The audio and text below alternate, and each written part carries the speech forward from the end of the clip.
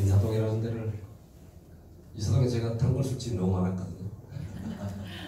거의 뭐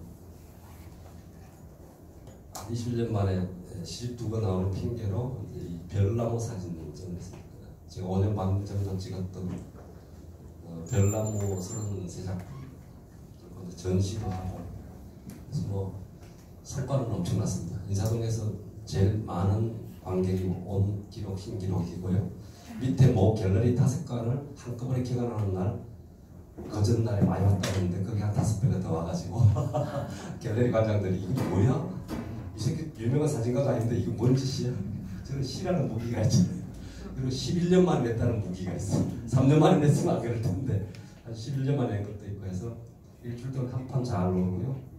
한 70평 되는 갤러리 1, 2권 통 틀어서 작품도 꽤 많이 팔고요. 공식 40점, 비공식 60점. 요즘 인사동 일주일에 한 점도 안 팔려요. 사진가들과 화가들이 힘들어요. 유명한 좀 아닌 분들은 전시하고 적자를 봐요. 창고에 돈 들여놓은 액자만 쌓이는 참 안타까운 현실이긴 한데, 하여튼 저는 예전에 하여튼 좋은 인연들이 많아져서 한 판 잘 오고, 그 대신 이제 문제는 서울에 1박 2일 이상을 못 견디는데 8박 9일을 인사동 술집, 후배 술집을 전세 내서 8박 9일을 낮에는 하루 종일, 보통 저녁 전시장에 잘 안 있어야 되는데 책을 내놓으니까 사인을 해주는 것 때문에 아침 10시부터 7시까지 사인을 해주고, 또 술집 출근해서 새벽 2시에 바로 앞에 호텔 같은 모텔에 또 자고 아침에 나오고, 이걸 8박 9일 했더니 몸이 다 무너졌어요.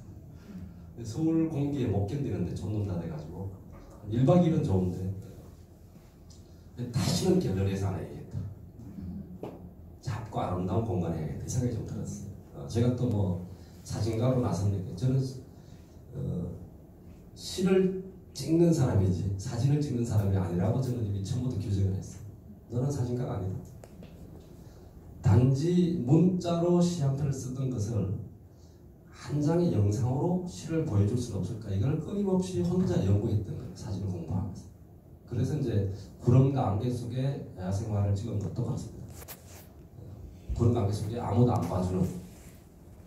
봐주고 찍기 어렵고, 그럴 때 나는 그 곁에 있어주는 이런 자세로 저의 시가 추구하는 방향이 거기이기 때문에 우리 모두가 각자 들여다보면 사실은 다 새벽에 이불 덮어 쓰고 잠 못 들고 있고, 꼭 안개 속에 빛 속에 한 송이 야생화처럼 그런 모습들을 찍어내고 싶었던 거죠.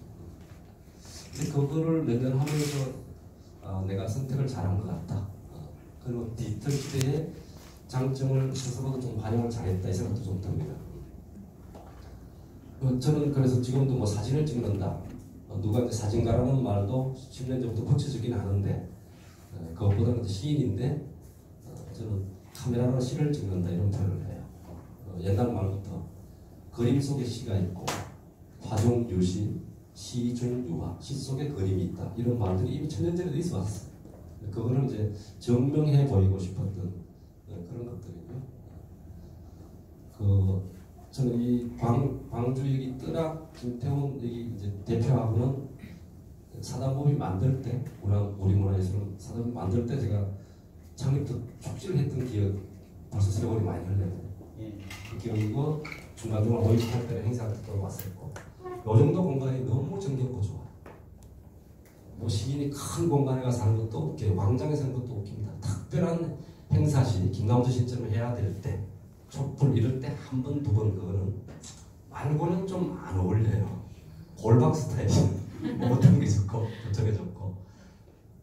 좀 작지만 또 이렇게 걸린 제 이 찍은 시가 훨씬 더 소박하고 더 잘 어울린다는 생각이 들어요. 잡담도 못하고 막 이런 막 엄숙한 갤러리보다는.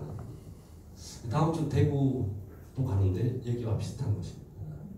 대구의 시인 보호구역이라고, 간판도 멋지게 미니 갤러리 작은 거, 영화는 갤러리 하나 있고 하나는 문화공간입니다. 정우교라는 시인, 후배 시인한테 문제는 이 친구가 싸가지가 없어서 확산력이 없어. 했다가 한번 망했어요. 제 며느리 강연 대주 도와주러 갔는데 했더니 동네에서 그렇게 잘 못하는지 한번 망했다가 다시 또 살려서 또 김강거리에 타서 일단 나와서 다른 데 해요.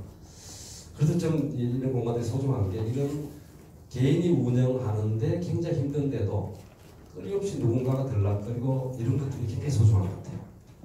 엄청난 저 비엔날레 이런 큰 건물에 예산이 들어온 것보다 이런 것들이 곳곳에 살아서 넘치는 게 정말로 문화선진국이라고 말할 수 있는 이런 것이라 생각이 들어서 대구도 같은 의미로 가서 하는데요. 제 사진이 팔릴지 모르겠지만 팔리면 그래서 반 주려고. 제가 서울서 특별대접 받았어요. 8대1로 받았어요. 요새 8대2 없어요. 8대1로 다급하니까 자기들이 그러더라고요. 주판을 튕겨봤대요. 제가 첫 전시를 여수서 했어요. 야생을 내가 찍었는데 구름 안개에서 야생을 찍었는데 내가 아무리 사진 업계에 그렇다 한들 나는 명색이 시인인데 너들이 꽃을 보려면 남도로 와야지. 내가 왜 서울로 가냐.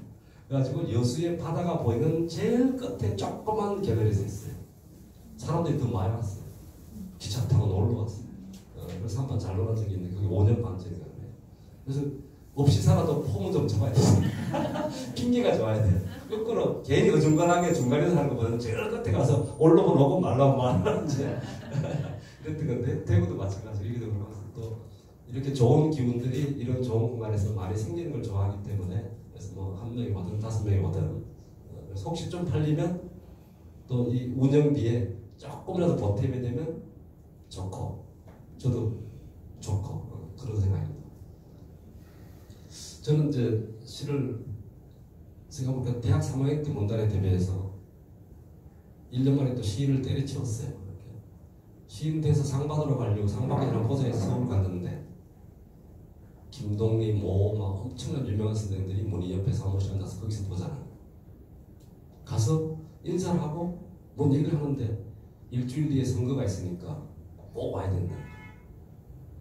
시상식은 그 전날이니까 시상식 하고 그 다음날 선거하고 기분이 이상한 거예요. 시인들이 선거 얘기를 문희 옆에 이사장 뽑는 선거에 내 파가 되라. 또 신문학에 제가 동시당선된 게 있었어요. 왜 문덕수 같은 놈들한테 왜 툭을 했느냐 너희 새끼야. 이런 식이에요. 반대파. 그러고 내려와서 연락 끊었어요. 돈만 보내달라 했어요. 상금만. 기분 나빠서 시인 안 했어요. 그래서 이제 휴학하고 광부가 됐어요. 그때 또 인민 속으로 대중 속으로 이런 게 이제 한참 제가 84년에 문단에 나왔는데 83년 가을에 대구의 어느 모성당 지하에서 광주 5.18 필름을 봤어요. 독일 그 필름. 그걸 보고 충격을 받았어요. 제가 80년에 이 광주 5.18이 끝난 뒤에 5개월 열흘 뒤에 저도 간첩으로 몰려가지고 포성적에 묶여서 강제 하산당했어요. 핑계는 전두환 정권이 5.18 민주화운동, 광주 민주항쟁의 수배자를 잡는다는 핑계. 그리고 또 하나는 불교계가 말을 안 듣는 것. 전두환이가 피로 권력을 잡고 있는데 성철이라고 하는 해인사 윗방에 있는 제일 큰 어른 스님이 내 편 좀 들어달라. 정당성, 종교적 정당성도 필요하죠. 미국도 동의를 해주면 좋고 다 돼서 일본이고 다 됐는데 제일 가까운 합천 출신인데 합천의 제일 어른이 가타부타 말이 없으니까 또 비서를 보낸 거예요. 서울 한번 올라오고 청와대 방문만 하면 사진 한번 찍으면 된다 이거죠. 그러면 해주는 거 아니에요. 그러니까 성철은 바보가 아니잖아요. 산 위에 앉아가지고 비서실장한테 산은 산이요 물은 물이로다. 이게 지지한다는 거지 지지 안 한다는 거지. 성철이 물이 좋아요. 지지 안 하는 것도 아니고 지지하는 것도 아니고 근데 가만히 보면 기분은 안 좋은 거예요. 전두환 입장에서는. 그렇죠? 그러니까 조계종 정화 차원이다 해서 불교계에도 조폭 중등으로 많이 들어가 있고 비리자도 많이 들어가 있고 광주 수배자도 들어가 있고 운동권 수배자도 들어가 있고 이런 정보 총합해서 12.7 범란을 일으킵니다. 이게 엄청난 사건이에요. 저는 해발 869제 노스님 한 분 있는 조그만 남자예요. 건물 한 채밖에 없는. 저는 고1 때 그냥 봄석봉 갔다가 보물찾기 하다 몸을 못 찾아가지고 그때부터 걸어서 계속 갔던 게 절이에요. 이틀 걸어갔더니 배도 고프고 산중에 불빛이 토록불 하나 보이게 올라갔더니 거기서 그냥 행자처럼 살았어요. 살다가 있는데 10월 27일 날 새벽 5시쯤 눈이 막 첫눈이 왔습니다. 높은 산이어서 10월 27일 그걸 기억하는 게 도량을 쓸고 깜빡 들어서 그런 불을 켜놓고 졸고 있는데 갑자기 봉창문 쪽으로 치고 들어오고 또 문 깨고 들어오면서 중실부터 들었는데 벌써 목이 구라발에 밟혔었어. 중학교 밖에서 내가 안 다녔잖아. 고등학교 식당도 안 다녔으니까. 무작. 저는 무작공인 줄 알았어요. 그냥 지나가는 거죠. 방공교육을 워낙 많이 받았고 아무런 그게 없으면 그냥 고등학교 좀 다니다 갔던 기억에서 무장공비 편했어요. 그래서 이제 법당방으로 끌려 나왔더니 목이 꺾이고 나왔더니 이미 스님은 눈밭에 다시 눈이 또 내렸다. 눈밭에 맨발로 무릎 꿇고 있고 묶여 있고 젊은 사람이 하나 있다는 것 때문에 실탄 장전을 당했다. 그런데 뭐 신호를 하니까 군들이 쭉 내려오는데 내 방을 급사한 거 2명이었는데 7명이더라고. 일개 분대가 왔어. 자연절이라고. 그리고 경찰 3명. 3명은 총쏠 준비를 하고 내가 튀어나왔으면 쐈다는 그 얘기를 하더라고. 근데 저 승증이 없잖아요. 이 노선에도 승증이 없어요. 80년대 누가 승증이 있어요? 내가 중이면 중이지 무슨 서울 조계사 가가지고 뭐 증을 발급받아요. 산중에 평생 살아온 사람인데 승증이 없는데 그 이장 아들 앞잡이라 세웠더라고. 새벽 1시에 출동해서 산을 3시간에 올라와야 되니까. 그러니까 이 노스님은 절에 남고 남은 못 깨서 내려갔어요. 신분증이 중등증이 막 나올까 말까 한 나이인데 신분증이 없으니까 성증도 없고 남은 끌려 내려와서 맨발로 묶여서 끌려 내려와서 트럭에 타고 공부대 이첩됐다가 경찰서 가고 해서 뭐 하여튼 3박 4일 만에 죽도록 맞고 조사해봤더니 뭐 아무것도 없어요. 어머님 뛰어오고 이제 신호를 밝혀야 되니까 마을 이장 예비군 중대장 나왔어요. 아무튼 그냥 옛날에 가출했던 놈이에요. 줄까 동네에서 그렇죠. 살아 있는 거지. 그래서 신원을 하게 됐는데 이 사람들은 훈장을 받을 준비를 안 해요. 한놈 잡았으니까 뭘 만들어야 될 거 아니야. 만들다 실패한 셈이잖아요. 조패도 아니고 아무것도 아니야. 아무리 해도 아무것도 아니야. 아는 것도 없고 방주도 모르고 뭐 아는 게 있어야지. 아무리 패도 나올 게 없으니까. 이제 그래서 이제 훈련하는데 또 때리더라고요. 그렇게 맞으면서 또 합장을 해서 인사를 잘했어요. 풀어준 또 고맙다고. 그리고 다시 절에 올라왔더니 이제 어머님이 올라와서 이제 절에서 이제 노선이가 단판을 짓는데 우리 어머니가 요만해도 폭정 일주일 동안 어머님 안 내려가고 단식 딱 하면 버티니까 큰 스님 나보고 야야 너가 눈깔이 보니까 내가 못 견디겠다. 이 거의 중상인데 내하고 살면 좋겠는데 네 엄마 눈깔이 딱 보니까 안 되겠다. 내가 하실게.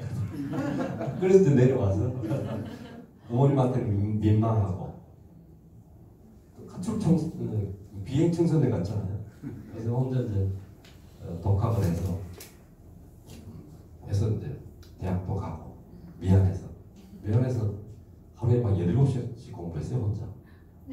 석 달 공부해서 제가 검정고시 바로 패스하고 몇 달 뒤에 다시 대학 체력장하고 바로 갔는데 제가 제 자랑하는 게 아니고 한 17시간 할까 그 절사님 한 5시간 하니까 새벽 다시 일어나서 공부를 지키고 밥하고 가모석태 4인분 밥하고 왜 4인분을 하는가 하면요 밥을 해서 부처님한테 올렸다 그걸 우리가 먹어야 되겠다. 하루에 2끼 먹으니까 부처님한테 올렸다가 씻기 전에 얼른 먹어야 돼요. 줬다 뺏는 거지. 그걸 가모석태 4인분을 해야 돼요. 하루끼. 그런 거 장작패고 이런 하던 노동이나 이런 것들 생각하면 공부하는 게 제일 괜찮은 거예요. 엄마가 밥을 해주잖아. 자는 거 말고 공부하면 돼요. 뭐 그렇게 하는데 이제 영어가 안 돼요 지금. 영어는 독하게 안 돼요. 영어는 전략적으로 판단해서 이건 버리자. 공부를 하고 모의고사를 쳐도 어차피 50문제 중에 10문제가 안 맞아요. 연필을 굴렸더니 11문제를 맞추더라고. 아, 됐다. 공부 하나 안 하나 더 많이 맞을 수도 있는 거예요. 그러니까 50점 중에 40점 포기하고 시작했어요. 그렇게 때로 살 때 아닌 건 빨리 내려놔야 돼. 괜히 남하니까 이게 하다 망하는 거예요. 그때부터 3년 공부해서 어차피 안 됐을 거예요. 그죠? 거기서 3년 공부해서 20점이 올라가면 뭐예요? 그러니까 아예 포기해도 굴리는 게 마음이 편한 거예요. 그래서 이제 학교 가고, 이제 제가 그 얘기를 하고 싶은 게, 그리고 까맣게 방공소년처럼 살았는데, 2, 3년 살았잖아요. 대학도 들어가고. 근데 성당에서 5.18을 거의 그걸 본 거예요. 그 군인들이 나를 했던 놈들하고 그때 매칭이 된 거예요. 그래서 현대사 공부를 시작한 거예요. 하다 보고 알아보니까 우리 아버지도 똑같은 빨갱이였고, 남도당, 경북도당, 대구인민대회 뭐 할 때 다 했던 이런 걸 그렇게 조금씩 알게 돼가지고 그런 무렵에 어식화는 덜 됐는데 씨는 데뷔했는데 선거하는데 이용하려고 그러니까 이 새끼는 아닌 것 같다 해가지고 신 때려치우고 광고가 되고 다시 재등단을 했는데 벌써 35년 전 84년에 데뷔했으니까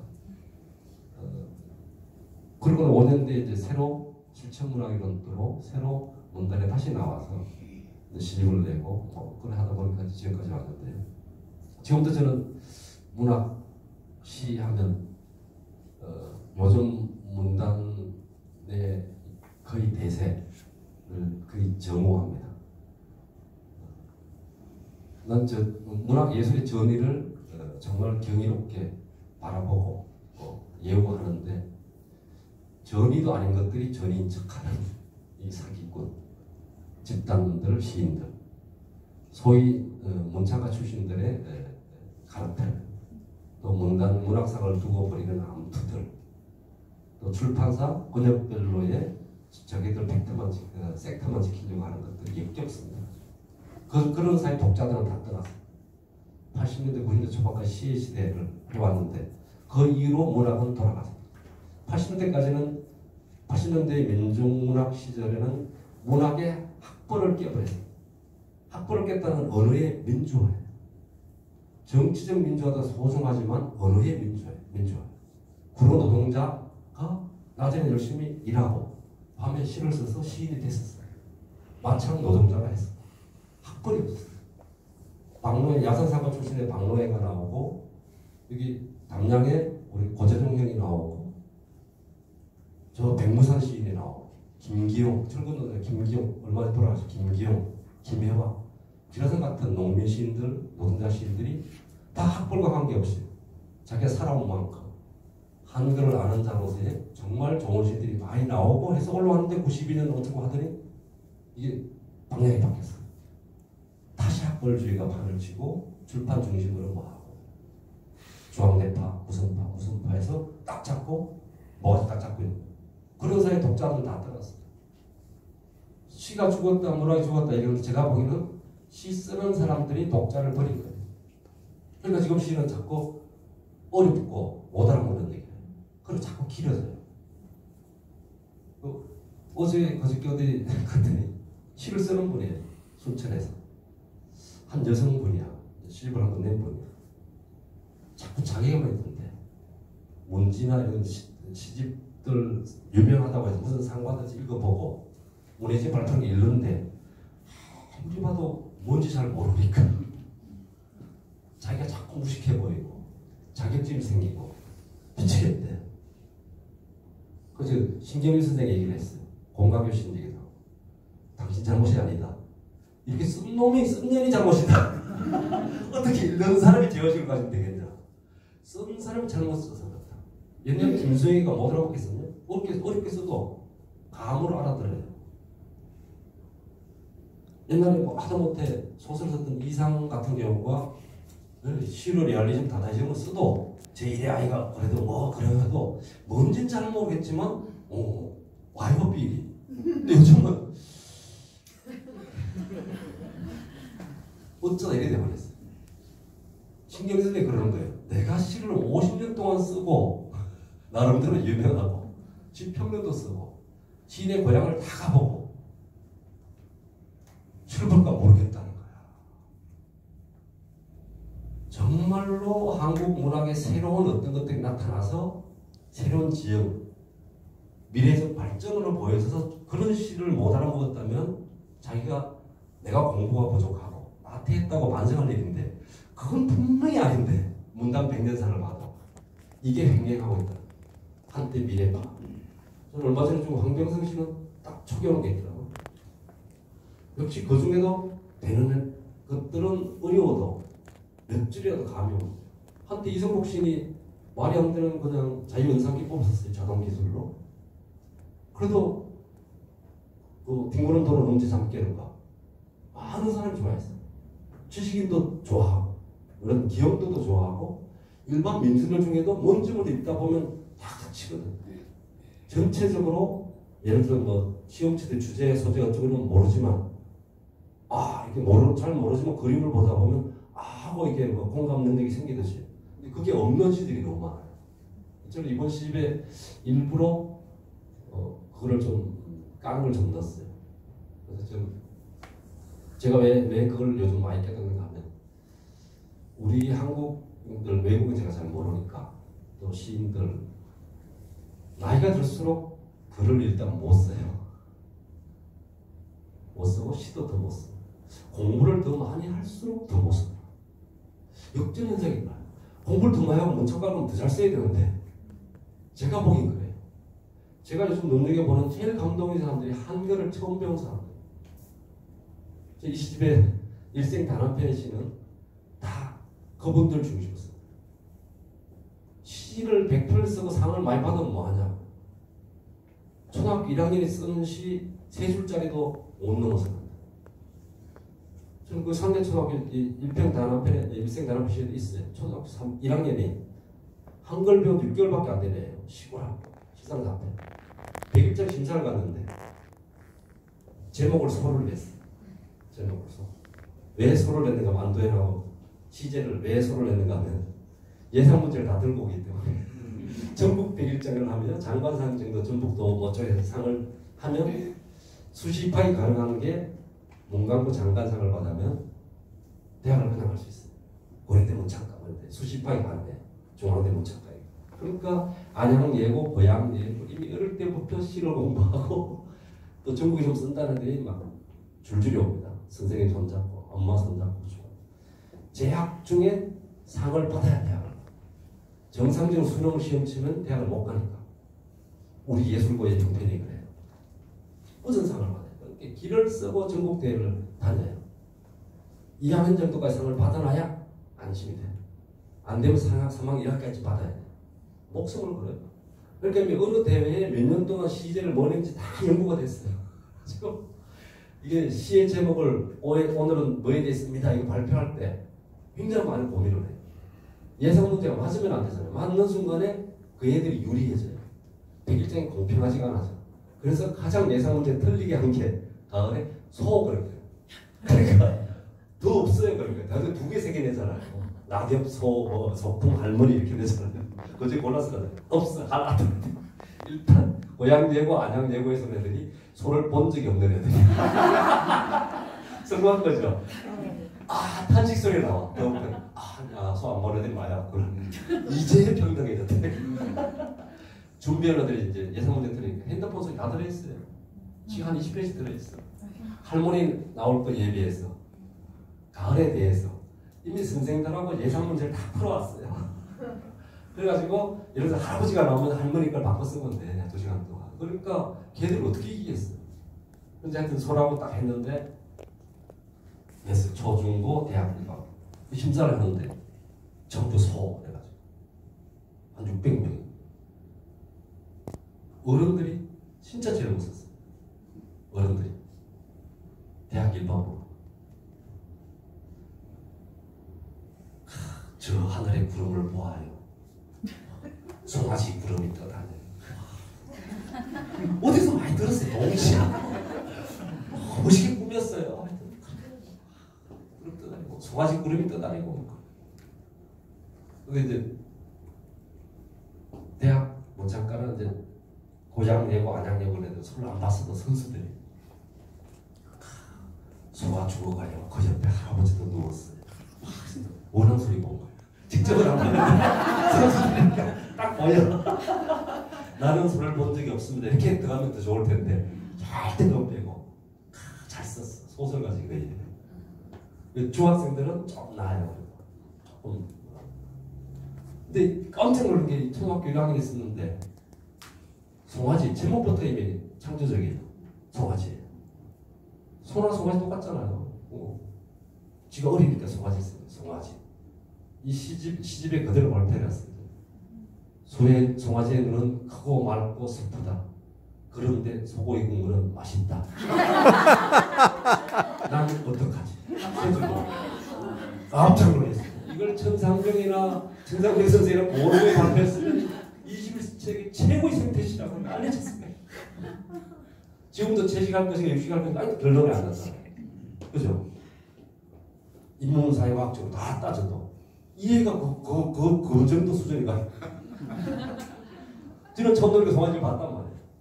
그래서 엄지하고 뜨는 걸 봤더니 지가 집에 갔을 때 엄마하고 문 열었는데 엄마가 없어. 일단 덜컥 겁이 나요. 그 다음에 이제 화장실 열어보죠. 세탁 열어봤는데 없을 때 눈물이 쏟아져. 그럼 이제 마당으로 뛰어나올 거 아니에요. 형을 거꾸로 역으로 밖으로 뛰어나오면서 엄마를 찾죠. 그 심정이 돼본 거예요.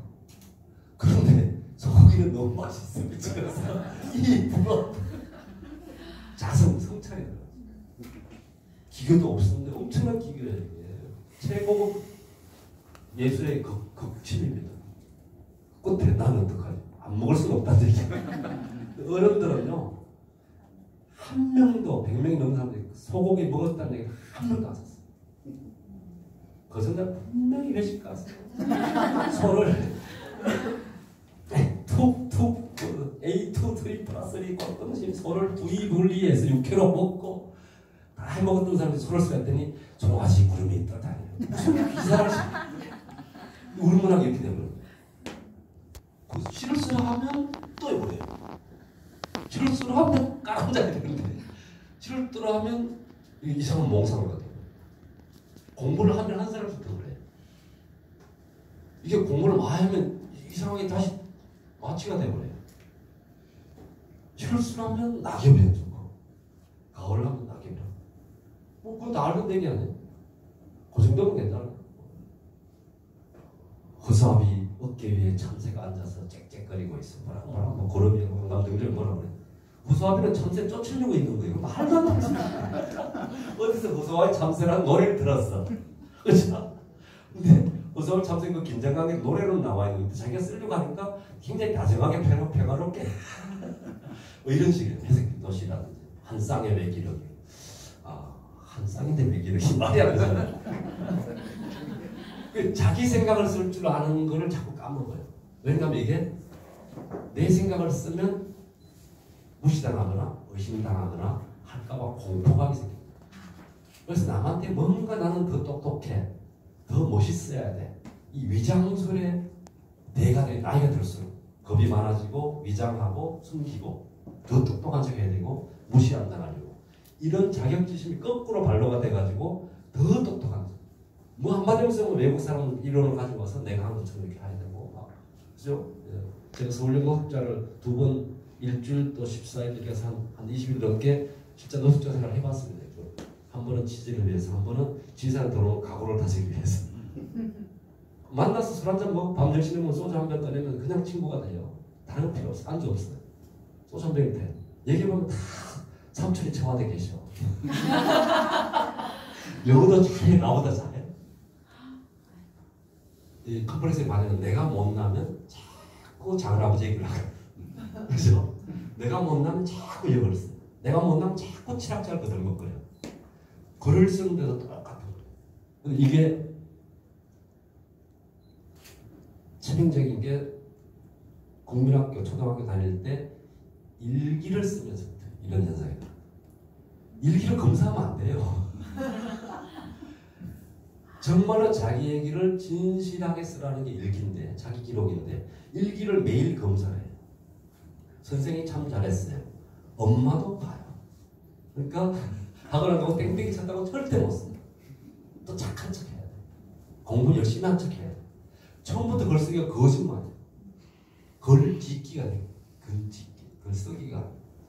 그리고 학교에서 가르치는 문학 수업도 그래요. 시험 치기 위한 문학 수업. 아름다운 시를 향유하고 그런 마음으로, 그죠? 여유로워지고 풍요로워지고 그런 눈으로 세상을 바라보는 이런 인생을 키우는 쪽이 아니고, 이거는 주제를 잘못 선정하면 이렇게 틀릴 수 있다, 이것만. 아까 얘기했던 신경미 선생님을 제가 한번 테스트 해봤어요. 한 25년, 30년 전. 선생님이 술집에 불렀어요, 이 사람. 대성학원에 제일 잘 나가는 강사들한테 미리 수능 시험에 나오는 예비 시험 문제 중에 신경미 관련 시를 10개를 뽑아왔어요. 시험 문제집. 그것도 오지선다. 주가직도 아니고. 주가직은 못 풀까봐 선생님. 그러니까 객관식으로. 10문제까지 와서 선생님 술 먹기 전에 이거 한번 풀어보세요 했더니 신경미 선생님이 40점 맞았어요. 자기 시험 문제를 했는데 시를 쓸 본인이 40점. 뭐가 이렇게 어렵다는 거예요. 뭐 얘들 아무 해석을 안 하는 거예요. 그래가지고 서울대 가요. 신기하잖아요. 시를 쓰는 사람이 못 푸는 문제를 풀어요. 그리고 서울대 가요. 그렇게 시를 잘 못 써요. 그걸 못 풀어야 돼요. 신경미 선생님처럼 똑같이. 아니면 다 정답을 해주든지. 그죠? 이런 식으로 초, 중, 고 올라갈수록 글 쓰는 게 자기 진솔성은 자꾸 빠져요. 허구라는 말을, 문학을 허구라는 말을 자꾸 착각 속에 빠져요. 마구 상상하고 거짓말해도 되는 이런 쪽으로 빠지다 보니까 나이가 들수록 글을 못 써요. 글을 쓰면 공포가 생겨요. 글을 쓰면 공포가 생겨요. 여기 계신 분들 영어, 중학교 영어나 이럴 때는 일기도 많이 쓰고 친구한테 편지도 많이 썼죠. 지금 30년 만에 동창한테 편지 한번 쓰려면 앞줄 딱 대서, 야 영수가 우리가 30년 만이다 그지? 그럼 안 나가. 그 소년 때는 어젯밤 비가 쏟아지더라. 뭐 어떤 배우가 어쨌다더라. 뭐가 막 내가 비유도 막 들어가고 그랬는데 이제는 없어요. 이게 안 돼요. 저는 그래서 순천대 학생들한테 어버이날에 보통 초등학교 1, 2학년까지는 학교에서도 하든 유치원 때 하든 뭐 이게 카네이션도 만들고 그래서 편지도 쓰라고 그래가지고 뭐 이렇게 하잖아요.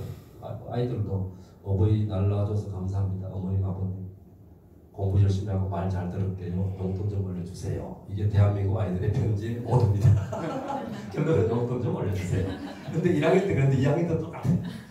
그리고 중학생 가면 그것도 안 해요. 꽃도 안 달아주고 그 말도 안 해요. 문 딱 끌어잡아요. 소통이 없어요. 도시락 편지도 없고 아무것도 없어요. 이거 글로 소통해서 사람과 소통을 하겠다는 자체가 없어집니다. 또 일부는 이제 문학 상 받는 쪽으로 뭐 이런 쪽으로 또 기능만 추가돼가지고 그런 쪽 기술만 발달하게. 그러니까 문학은 소통이에요. 한글을 배운 사람은 한글로서 가장 감동적으로 가는 것들 중에 여러 소통 중에 하나이죠. 근데 이제 이게 망가지는 시대. 그러니까 이제 시를 많이